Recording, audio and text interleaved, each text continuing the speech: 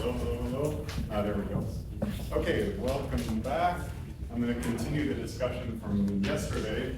So recall we wanted to give an approach to the usual theory of complex manifolds, which would allow, more similar to algebraic geometry, and in particular allowing us to have a theory of quasi-coherent sheaves, which we could then eventually, perhaps after some modification, take K-theory of. So again, like in algebraic geometry, you start with rings, and it's the same story here, except the rings are a bit fancier. So recall that we had that our rings were going to be certain commutative algebra objects in the connective derived category of this theory of gaseous C vector spaces, which is a version of topological C vector spaces equipped to the completed tensor product. And then we had this boundedness condition. And the boundedness condition was, well, there's the pointwise boundedness condition, which says that for all f in R, there exists a scalar lambda and that equals a 0, such that lambda times f is topologically nilpotent. So its powers tend to 0 in some sense. And then there was a plus a similar for any family of f's parameterized by a light cosine accept.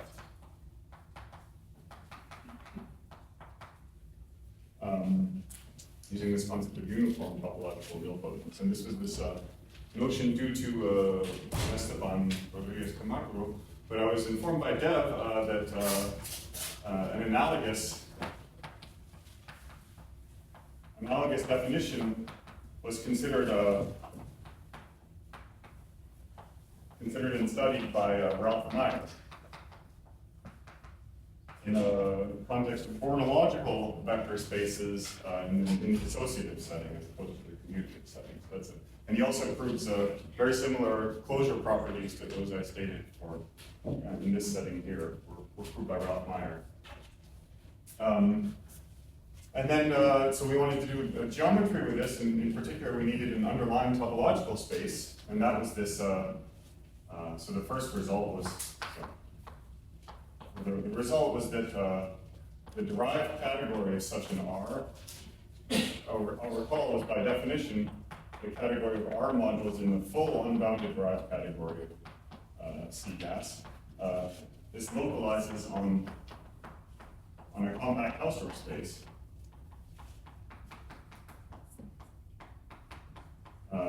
The Gelfand spectrum of the underlying abstract C algebra. So, abstract C algebra homomorphisms from the underlying C algebra to C. The Gelfand spectrum.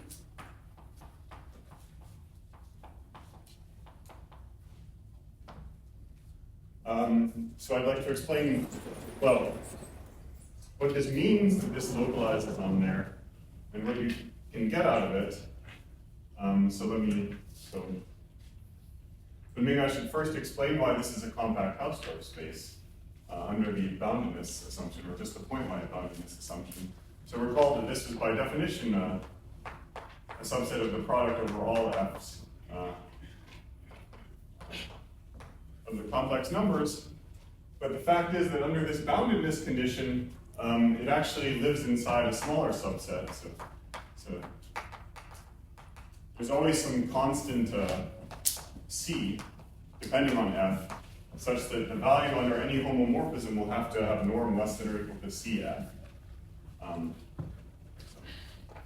Cf, greater than 0 depending on f. And this is actually for very similar reasons to when I explained that every abstract homomorphism from holomorphic functions on D to the complex numbers, the variable t has to have constrained image. The variable t will have to go something in the unit disk. Under this hypothesis, exact similar arguments show that then the constant will depend on which scalar you have to choose, but it will show that you land inside some compact subset of the plane. So now you're actually a subset of a product of compact Hausdorff spaces So you're a subset of a compact Hausdorff space. And which subset are you? You're the subset of those set theoretic maps from R to C, which satisfy the condition of being a homomorphism.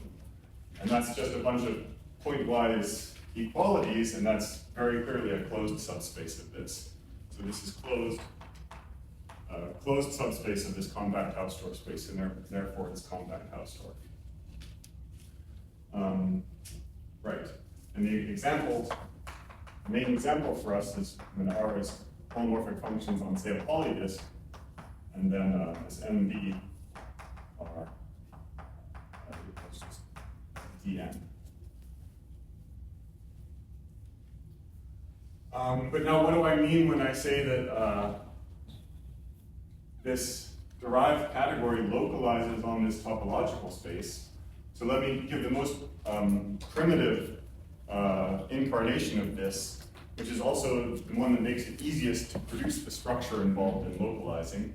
And this involves a definition due to, in a slightly different context, but due to Ballmer, Clausen, and Stevenson.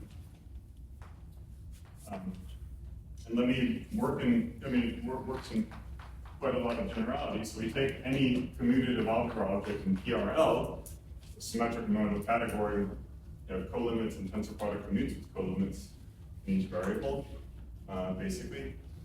Then we define a full subcategory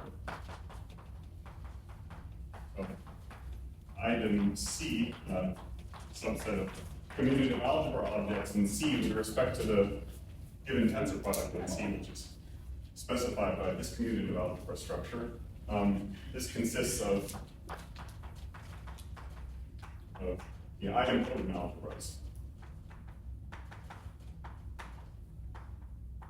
So this is R such that if you look at the unit map of the algebra structure, then when you tensor this with R, you get an isomorphism. R, tensor R. And it's equivalent to saying, I mean, there's also a multiplication map as part of the structure here, and this composition is the identity by one of the axioms of a commutative ring. So saying this is an isomorphism is actually equivalent to saying the multiplication map is an isomorphism. So that's another way of thinking about it. It's probably better to think about it this way, because this way shows that the notion actually makes sense for E0 algebras or E1 algebras or whatever. And it turns out that it's a full subcategory of any of those. You can put E0, En, or whatever you like, and it's always going to be a full subcategory. So it's a very robust notion. And the first remark is that, so I define it as a full subcategory of this infinity category. So a priori it's an infinity category, but in fact it's a poset. This is a poset. This meaning this guy. Meaning the anima of maps between any two objects is either empty set or contractible, or a point, which is a condition that characterizes posets among categories or infinity categories. So this is nice. It's extremely rigid. So these idempotent objects themselves, they could be living in many degrees and have derived nature, but still the category of them is just a poset. The infinity category of them is just a poset. It's extremely rigid even when C is not rigid. Even when C is not rigid, yes, yes, there's no rigidity assumption on C here. And moreover, it has arbitrary colimits and finite limits. I guess since it's a poset, maybe these are called joins and these are called meets. It also has arbitrary limits. What's that? It also has arbitrary limits. Okay, I have no need for that remark.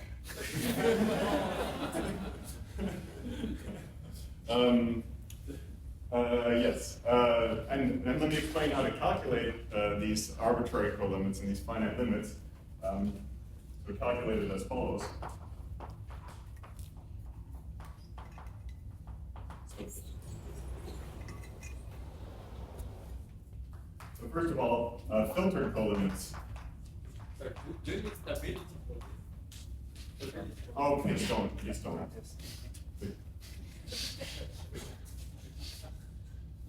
You'll answer that question yourself when I. So filtered colimits are calculated on the underlying level,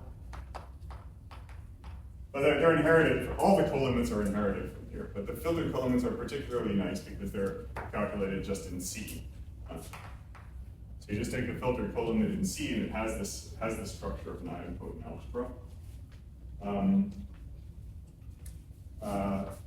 Finite colimits, let's say finite coproducts, which is just tensor products. It's tensor products. So again, it's just like in commutative algebras, and the result is idempotent. That's actually pretty clear. And then for the finite limits, the clear thing is the thing you have to understand is pullbacks. And if you want to do the pullback of an idempotent algebra R with an idempotent algebra S, what you do is you think geometrically and think of it as gluing R and S along their intersection. Well, maybe that's in the opposite category. So we know their intersection is the tensor product. And then to glue each pass to the fullback.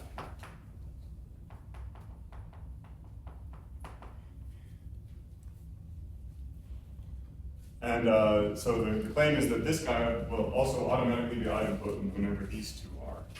And this actually uses the you're in a stable category. So this kind of construction does not work at the abelian level, for example. You really have to be derived for this. And moreover, this poset, so idem C, if you pass to the opposite, well, no, I guess idempotent C is I don't know what are you supposed to do. It's a locale. So what that means is it satisfies the same distribution, satisfies the same properties as open subsets of a topological space. So in open subsets of a topological space, you have arbitrary unions. That was the arbitrary colimits, and you have finite intersections with finite limits, and then there are certain properties of distributivity and so on. They're all satisfied here. So if you're willing to generalize from topological spaces to locales, then you can imagine that we've assigned a space, locale, to any symmetric monoidal category. So then the more precise version of the theorem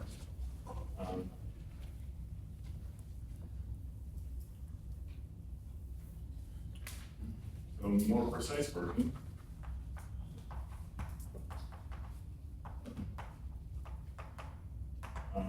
so there exists a map of posets, in fact of locales, or locales off, I don't know. Well, I'll say what I mean in a second. So certainly a map of posets from the poset of closed subsets of this Berger spectrum, just the Galfond spectrum, excuse me. I'm going to drop the R of a point. I trust you'll remember that this is defined just using the abstract C algebra R of a point to this poset of idempotent algebras in E of R. And then I probably should put in off because it said closed subsets. Which send preserving finite colimits, arbitrary limits. Which, because I passed the opposite, that corresponds to the operations that I wrote down here. So intersections of closed subsets correspond to filtered colimits of idempotent algebras, and unions of closed subsets correspond to pullbacks of idempotent algebras. So there's topology algebra duality happening here.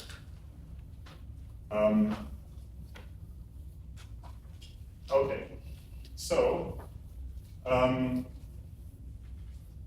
so the nice thing about this, and so but that's not even nothing. But then even more precisely, I should try to pin down what this map is. And again, we're just talking about a map of cosets, so there's no higher coherence nonsense. So it's actually very easy to pin down such things. You just kind of have to find closed subsets which generate the topology in the sense that you allow these operations, and any closed subset is generated, can be written in terms of those, and describe where those guys go as idempotent algebras, and then you'll pin down completely what this map is. So uniquely determined by the following. So I'm going to write down some closed subsets of this Gelfand spectrum. So for all f in R, we can look at I'll say, and for all C, for all positive real constants, we can look at the locus where the absolute value of f is less than or equal to C.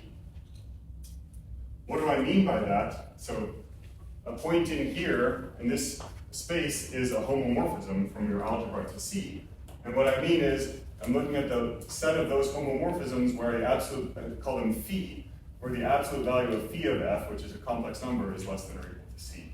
That's this locus here. If you think of f as functions on the spectrum, then it's just a set of points where f as a function has absolute value less than or equal to C. So this should go to an idempotent algebra, and part of the claim is that it's idempotent.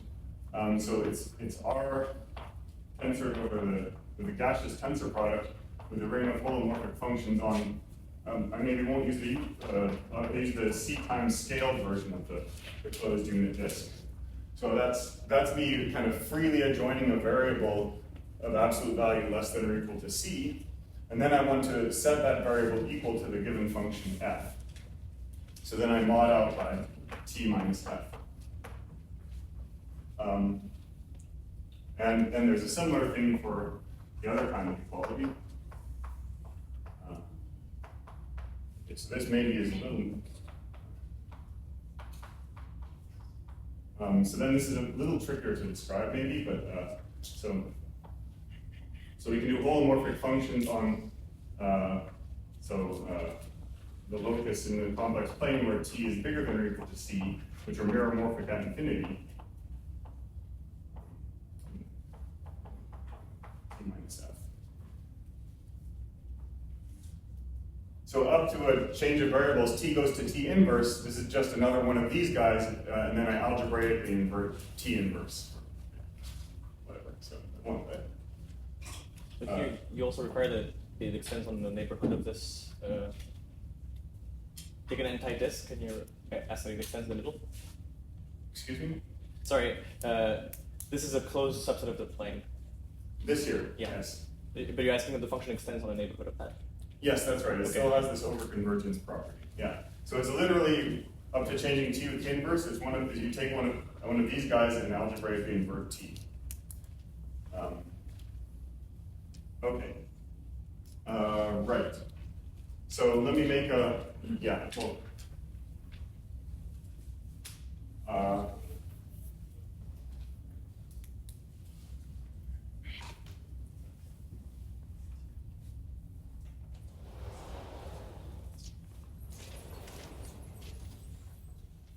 So the proof, by the way, we have these notes on complex geometry, and the proof is basically in there. So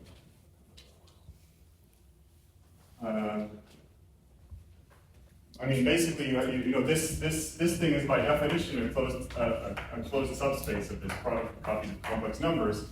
And I said a map of cosets from here to there, but it's really best to imagine you have a map. You're trying to make a map of topological spaces the other direction.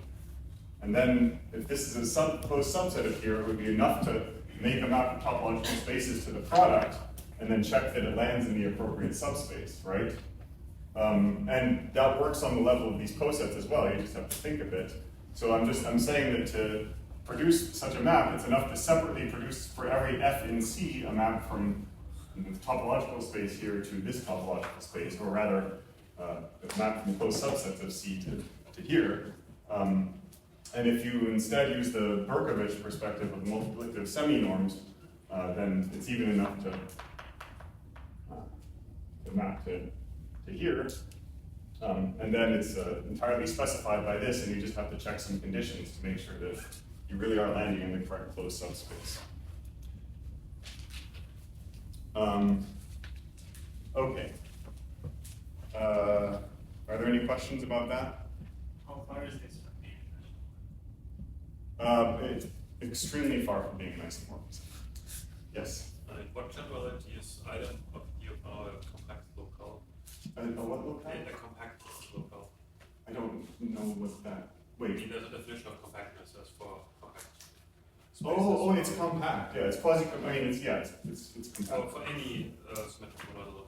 No, the unit object needs to be compact, but then it's okay. Okay. Okay. Right. So what do we? Is this locale representable by its direction space, or is it known not to be represented?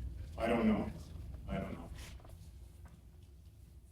To be honest, I mean, yeah, never mind. Okay. So what do we get out of this? So I've only specified the value on these very basic ones, but I'm claiming that determines the value on anything. So it's okay. So what do we get? Explicitly, what we get is for any closed subset, which is the same thing as a compact subset, we get an idempotent R algebra, which I'll call O of K.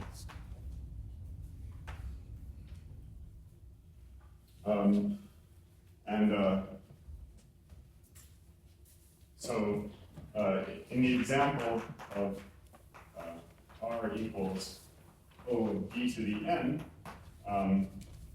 then you can calculate, and again we showed this in the notes, it's actually not, it's surprisingly easy to prove, even just from first principles, that this O of K is exactly, so you take the,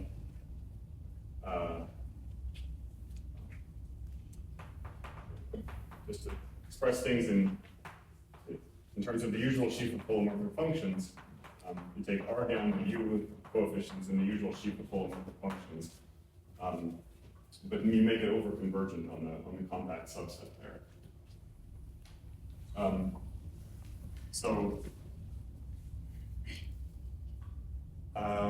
Let me make a remark. So in general, OK can live in positive or negative degrees. There's nothing saying that anything should live in degree 0 here. The reason is, already on the level of these basic objects, I wasn't very precise about what I meant by modding out, but actually what I mean is the two-term Kozel complex. So in particular, there's a potential H1. So these things can live in positive degrees, even if your original ring lives in degree 0. I mentioned this was flat, so there's no problem with higher cores here. But when you mod out by that, potentially, in the abstract situation, you could have something in degree 1, and then you take intersections of these, that corresponds to tensor products, and then that can move the homology all the way up to infinity as far as you might be able to tell. But then you also are taking intersections, and recall that's calculated by homotopy pullbacks, and that can move the homology down and move it arbitrarily far down in the cohomological direction. So in complete generality, there's, this could live anywhere. But in practice, e.g. here, it lives in degrees less than or equal to 0. So it only has cohomological nature. That actually follows immediately from this description because the sheaf of polymorphic functions lives in degree 0, and then you're just taking cohomology.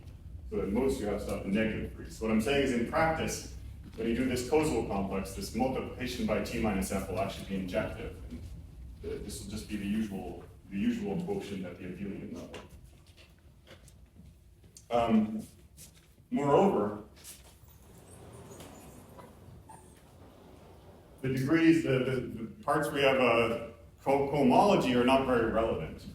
So, moreover, in total generality,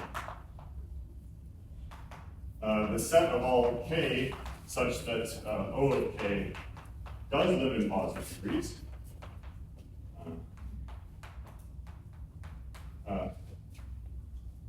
It's closed under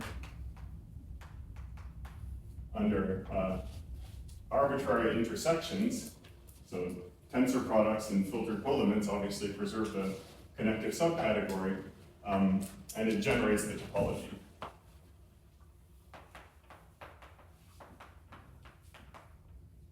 In a rather strong sense, which I won't maybe make explicit, but you can think of the case of usual d to the n, that, obviously open balls generate the topology, but open balls are kind of clearly controlled by closed balls. And for closed balls, you have this, this property that you live in degree 0, or closed polydiscs, I should say. Okay. So moreover, and there's something very nice about this situation. And in any such k, and for any such k, O of k is itself bounded, is a bounded gaseous algebra, living in, living in d greater than or equal to 0. And the Berkovich spectrum of OK naturally identifies with K in such a way that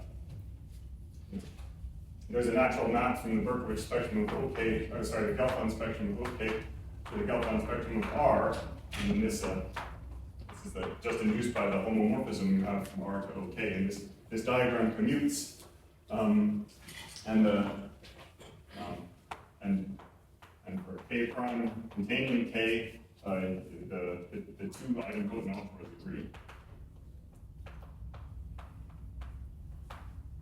So you have this self-consistency of the whole theory, that when you have one of these basic guys which happens to live in non-negative degrees, and you look at the Gelfand spectrum of that, it really is just the subset K, and the whole theory applied to that algebra is just the restriction of the theory applied to R to closed subsets which are contained in K. So this being analogous to an algebraic geometry, the usual story with distinguished opens, so analogous to distinguished opens in algebraic geometry, except here they're closed instead of opens. So shall I think of this K as line size? Yes. So Is there anything interesting to say about, or to know about, like the maps from the non-connective ones to C? Like what you might think of the analog of the yeah, I don't know. Maybe repeat the question? The question was whether there's anything interesting to say about the homomorphisms from the non-connective guys to C. And the answer is I don't know. By the way, this fact is quite subtle. Because of the fact that we're talking about abstract homomorphisms. To prove this is quite tricky.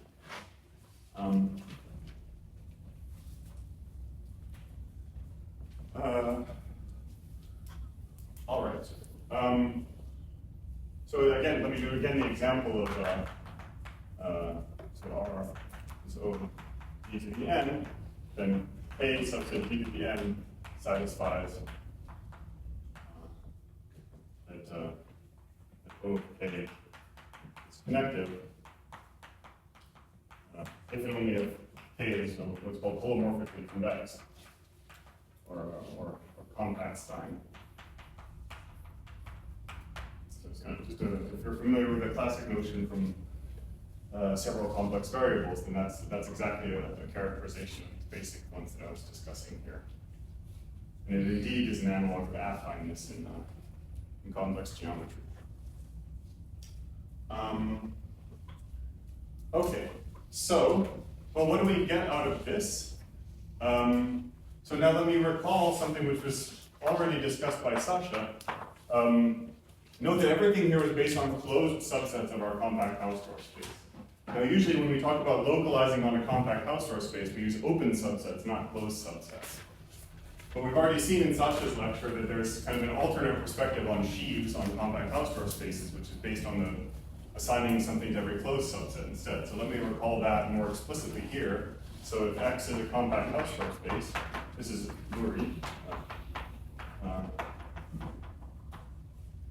And then let's say C, I don't know, let's just say it's presentable and stable. I don't want to Yeah. The sheaf of continuous. You don't No, no, please, Sasha.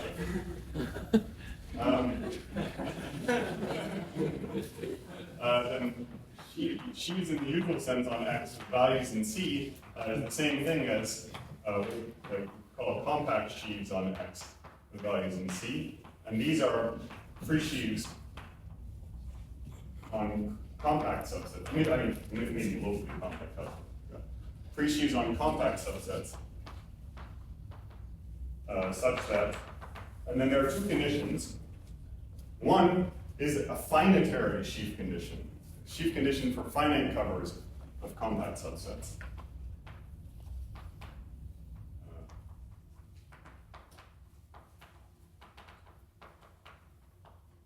So for example, if you have a union of two compact subsets, you should have a homotopy pullback.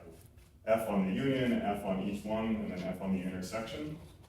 And F of the empty set, I guess, should be the zero object. And then the second thing is this overconvergence, so that the value of F on any compact should be given by the filtered colimit over the compact objects that are way above it, in the sense that there's an open sandwiched in between the two of those guys.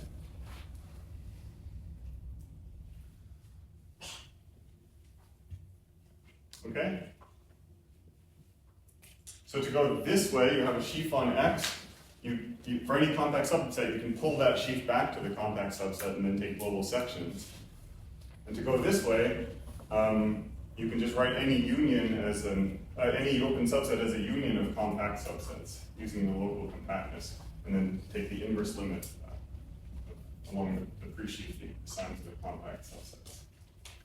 So this is very convenient for our purposes.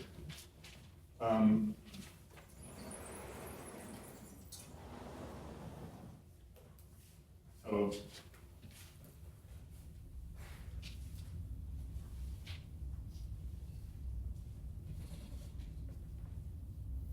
Sorry. So maybe I missed something. So you say that these guys generate the topology. In this proof, do you need boundedness? no, only No, sorry. I mean bound mean that I think that I is boundary. Yeah. That's it. Not the homology part. I mean, point-wise bounded, I think is all I need. Yeah. Okay. All right, and the same. Okay, so for X equals MBR, one way to make precise what I mean by that you have a generating family of those subsets is that you get the same if you just restrict to those K such that OK is connected. I mean, in this description here, if you only use those compact subsets which have the property that the O of K is connected, then you still get the exact same description. Literally, you can still write down a sheaf condition for finite covers whenever the union happens to also have that property, which is not guaranteed, and it still describes all sheaves. Okay. Right. So then the corollary is that you get a structure sheaf.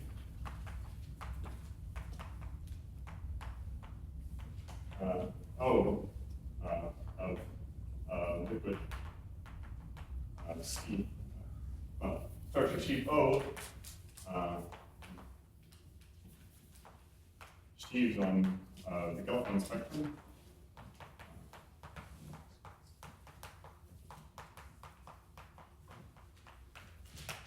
Structure sheaf of commutative algebras.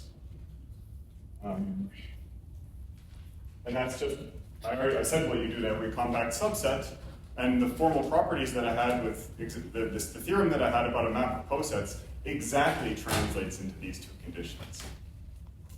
So this is exactly what you get from the theorem I stated about localizing over the spectrum. And again, in the calculation I explained, I showed there, implies that in the case of R equals D to the n, this is the usual structure sheaf of holomorphic functions. So.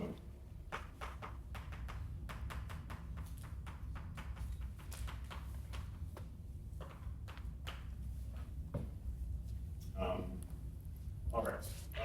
But even more, you get a sheaf with values in CL PRL. CL PRL. Or to K, you assign, you have a ring and you take the derived category modules over that ring in your liquid base category. Sorry, this requires a slightly different argument, right? Or is it... Well, why don't I say the argument and then... Sorry. So you still have to check the two conditions for this. This one is actually quite clear because of the way colimits in PRL work, via passing to the opposite category and taking limits. So a module over, then you'd be looking at a module over a filtered colimit, but that's the same thing as a compatible system of modules over each of the terms, and that's exactly passing to the right adjoint and calculating the limit, so that's the colimit in PRL. And then for the sheaf condition for finite covers, what we know on the level of the algebra is that you have a pullback, but we also have idempotency. And that means that even when you pass to categories of modules, that you get the pullback condition. So this uses idempotency.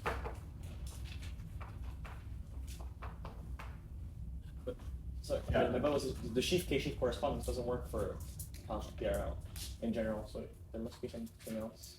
Or... right. I only stated it for presentable stable infinity categories. That's true. That's true. Yeah. But yeah, that's a very good point. Wait, what was the point? The point was that this statement I said C should be stable, and in fact, now I'm using it for a category that's not stable, but it works anyway.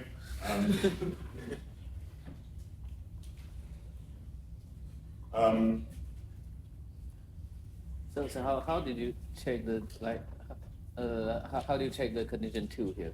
The condition 2? Yeah. Yeah, so that's what I was trying to say, that it's a general fact that if you have a filtered colimit of rings, then you take D of that, then you get a filtered colimit in PRL. So I know this, but how do you check that the ring is the filtered colimits? That follows from what I said about the map of cosets sending intersections to colimits. Okay.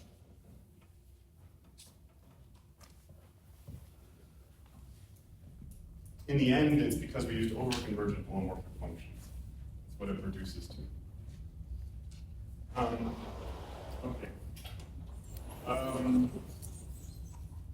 So now I'm going to present a result which is shocking, and it shows you that in some sense this theory is even better than usual scheme theory. So in usual scheme theory, you want to talk about quasi-coherent sheaves, which is such that on an affine you get the category of modules. And then the way you define it is you look at O-module sheaves, and then you have to specify a quasi-coherence condition on them to pick out the right full subcategory, which in the affine case would just correspond to R modules. So then there's this funny result, which is, you could say, automatic quasi-coherence.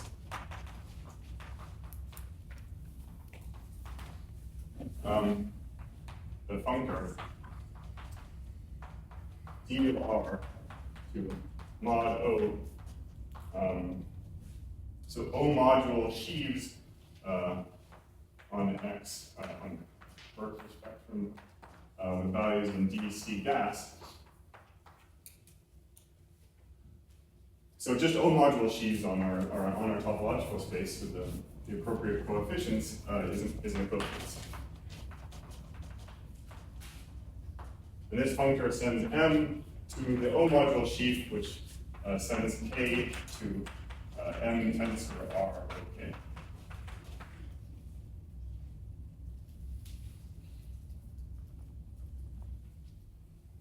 So maybe this is a better way of.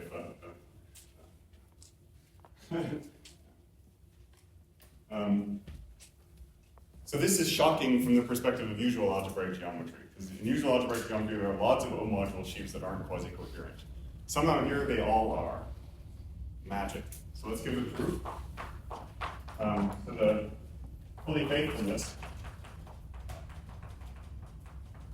is easy. So that's basically these descent statements give the fully faithfulness. That works just like in algebraic geometry. So the surprising thing is the essential surjectivity. So, but since we know fully faithfulness, it's enough to hit a generating family of objects. So, we hit generators, which are J or streak of U for U open. That NPR. And the claim is these are hit by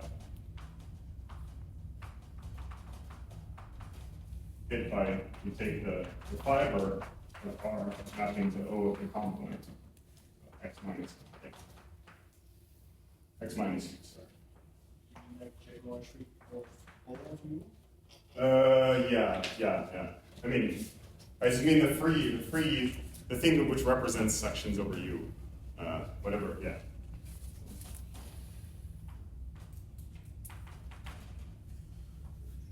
I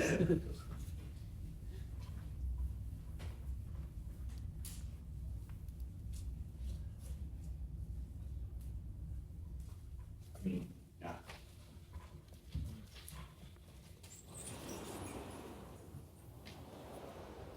Okay, so this is quite good.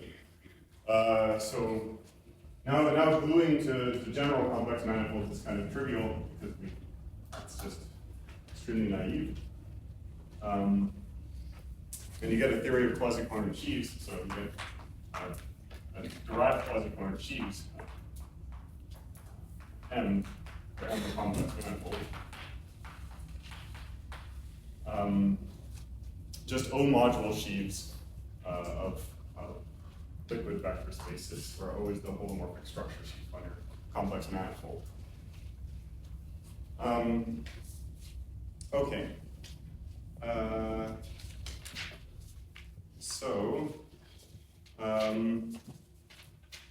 at the time. So I have what, 20 minutes? Yeah, approximately. Okay. So we remember we were talking about the lean cohomology, so I was going to talk about the de Rham complex. But let me just kind of skip it. So there's another theorem. Again, for general R, can define really derived de Rham complex.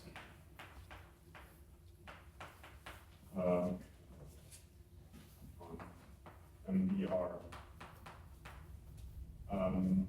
And it's also a sheaf. It's determined by something just on the ring, and then again you can do the same thing for every compact subset, and again you have the two properties, and so everything is good. And for R equals holomorphic functions on a polydisk, it's the usual holomorphic de Rham complex.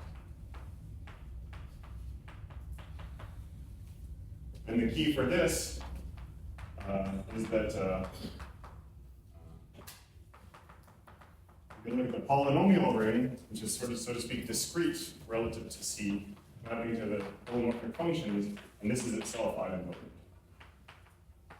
And that's what lets you see that the Kähler differentials and the de Rham complex and so on here is just this one, but base change. Or the Kähler differentials here are just base change from here, and sort of standard coordinate description in terms of the DTs. Sorry. Yeah. So of course, Yeah. here you mentioned this conic area. Is it essentially because the difference between algebraic geometry is like in algebraic geometry, I mean closed subsets are not given by idempotent algebra, but here is it? Maybe, yeah, maybe that's the big difference. Yeah. Okay. Yeah. Yeah, I think if you have like zero-dimensional scheme, then this is also fine. That sounds right. Yeah. Sorry. Hausdorff. Yes. Yeah. Yeah. Yeah. Yeah. It's worth pondering. Sorry, in this key you said Yeah. the source is discrete, but you mean still gaseous, or you still mean gaseous, right? Or? Yeah. I'm working in the gaseous context. Okay, This yeah. is, so to speak, it's like C with the discrete topology, tensor over C, and well, I don't know. it's discrete relative to the gaseous phase. It's just a direct sum of copies of C. Yeah. Okay. Yep. Sorry. Yes. What was the argument again that is enough to body The what's enough? Sorry. You want to try and derive the wrong complex. Can't read, but right. Oh, I said we can define the derived wrong complex. Yeah. So let me briefly describe how you do it. So our one way to do it is. No, I mean, I take your word for this. Oh, okay. Well, all right. Yeah. So you know how to define derived de Rham cohomology for usual algebra. So you do that, and then you know how to do it if you have some sheaf context, and you have a sheaf of rings, and you have a sheaf of modules over that. You just sheafify the usual thing. So that defines a condense to everything, and then you just gaseous it. That's one way to produce this. Yeah, it's just the completion of the algebraic thing. So implicitly, you're looking at algebraic cotangent complex of S-value points of R relative to S-value points of C. And then that's a pre-sheaf, you sheafify it, you gaseous it. Anyway. Okay, so in particular, you can define, so you can define the leading cohomology in any way. Because we have the Betty space, we have obviously a map from a constant sheaf to the de Rham complex because it's a constant sheaf. And you can make the pullback just like usual. Okay.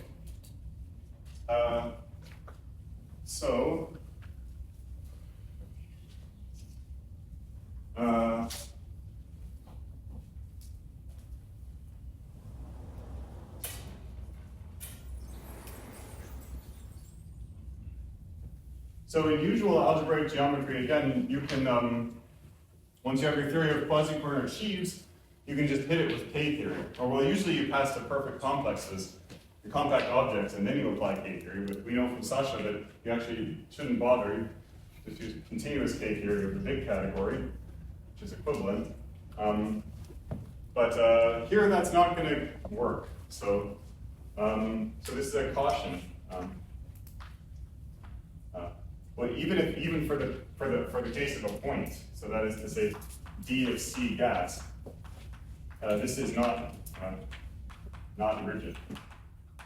It's probably not dualizable, but even if it were, its K-theory would probably be zero by Mandelbrot Swindle. So yeah, you're not going to get good answers out of this. So. So the fix from the perspective of K-theory is to pass to a full subcategory, which is rigid.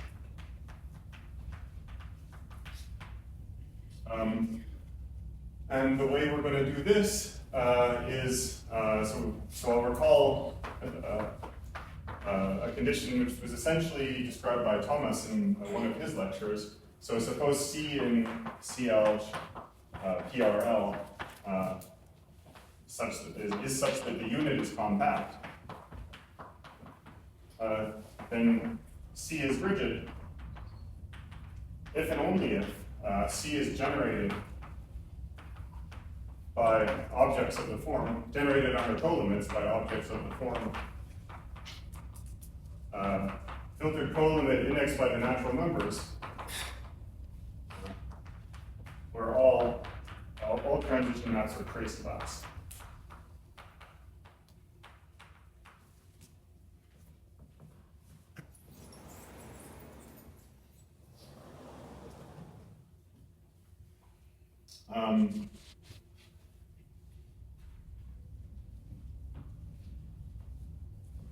So the problem is that this is not satisfied.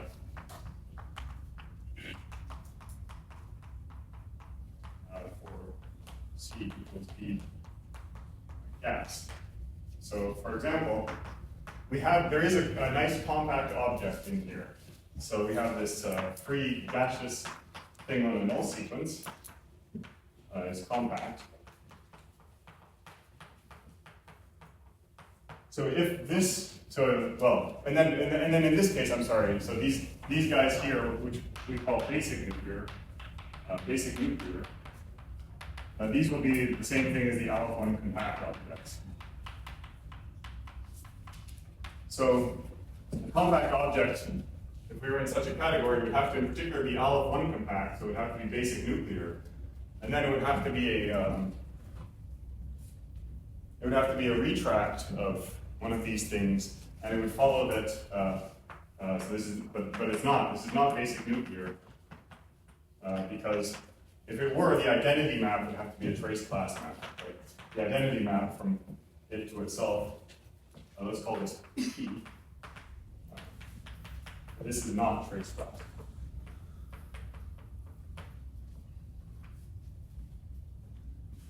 So intuitively speaking, yeah, if you have an object, well, if you have an object where the identity map is trace class, it has to have a dimension, which should be an endomorphism of the unit object, which meaning in this case it should be a complex number. But this is an infinite dimensional space. There's no way that it should have a dimension which is a complex number. That's not a proof, not a rigorous proof, but it's an indication that the reason this can't be trace class is because P is an infinite dimensional space. And in fact, I mean, I can tell you something about what this P looks like. So P is essentially it's some form of a sequence space. So it lives inside a product of copies of the complex numbers, and it's those sequences with quasi-exponential decay.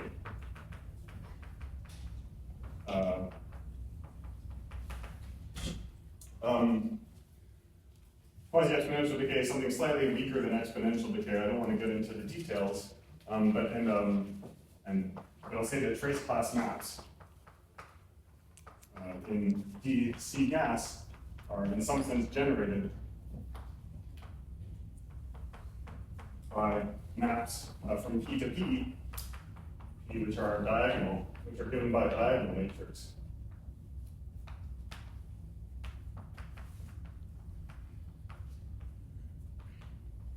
With quasi-exponential decay of the diagonal entries. And the identity map has no decay whatsoever. There's no way. Okay. Right. So that's why this category isn't rigid, but there's a fix, quite natural.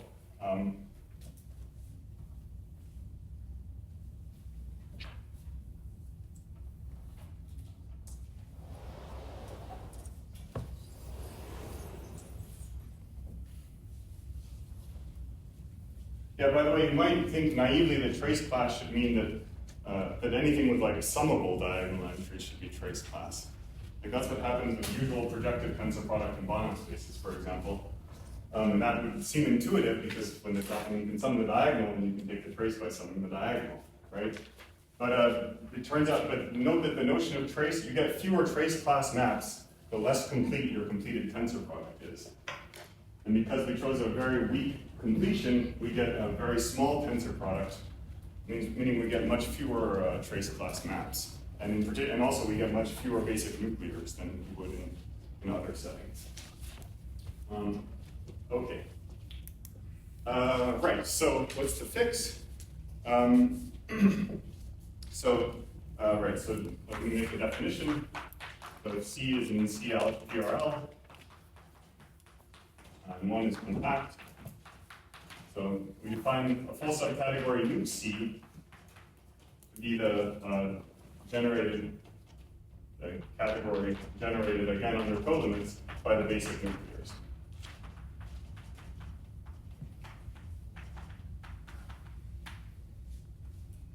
So, in other words, by this criterion here, this is all of C if and only if C is rigid to begin with. So, and there's a fact that nuke C is closed under tensor product. So now this is another one of these guys in its own right. So in particular, one is in there. And you might ask, have we suddenly passed to a rigid category? So the question you can ask is nuke C always rigid?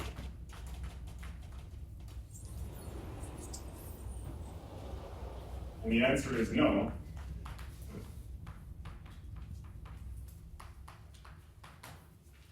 And one way of understanding the reason is that the notion of trace class map changes when you pass to a smaller full subcategory, even though the tensor product is the same. This time it's because the internal HOM is different. So the internal HOM is now all of a sudden smaller, internal HOM to the unit, because you have less objects to test against when you're making your internal HOM. So the notion of trace class map can actually change when you pass from C to nuke C. If it didn't, you'd pretty much be okay. But it turns out this problem doesn't arise. But yes, if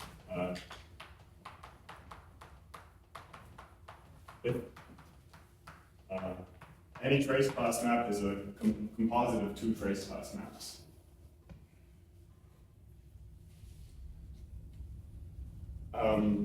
So that's and this is satisfied. So this holds for our base category, these speed classes.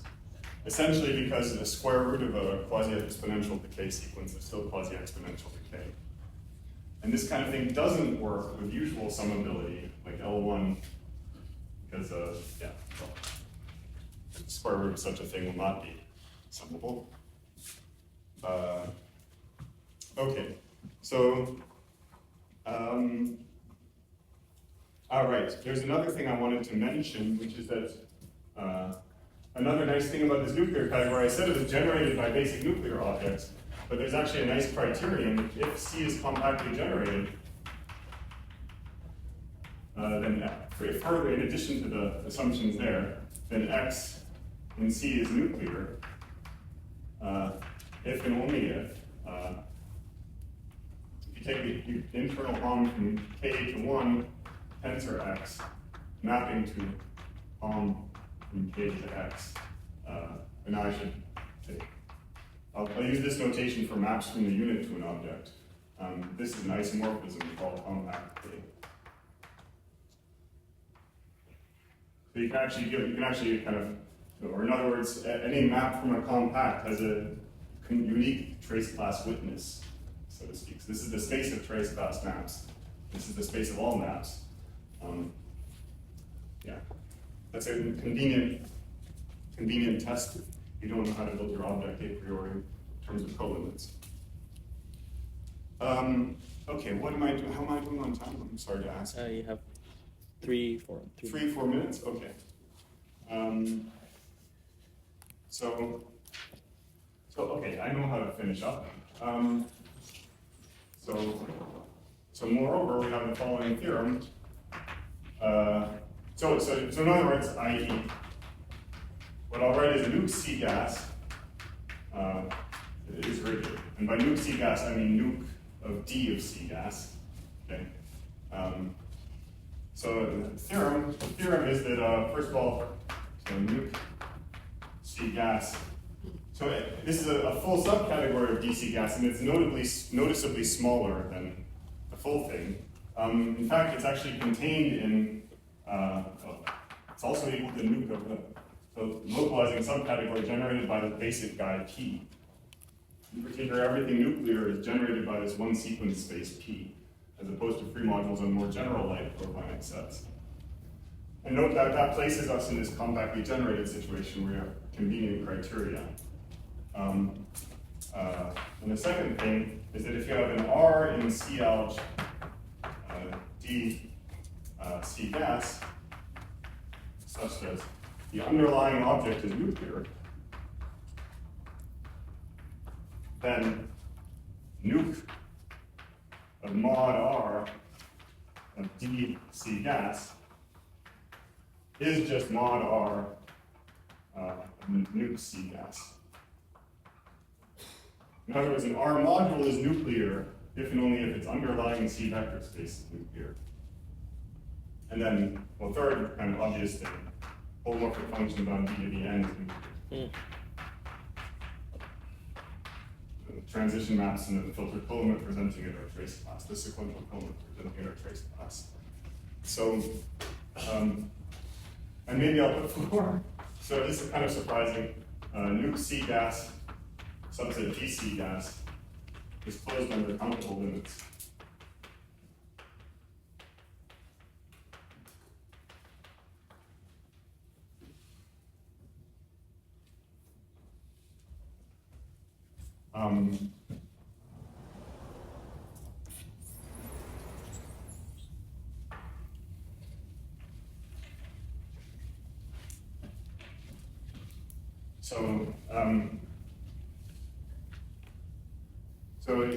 What this means for us is that, so we had our derived category of quasi-current sheaves on M,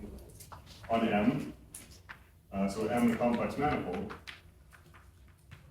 Then we can define a full subcategory nuke M, so defined such that F is nuclear if and only if F of K is nuclear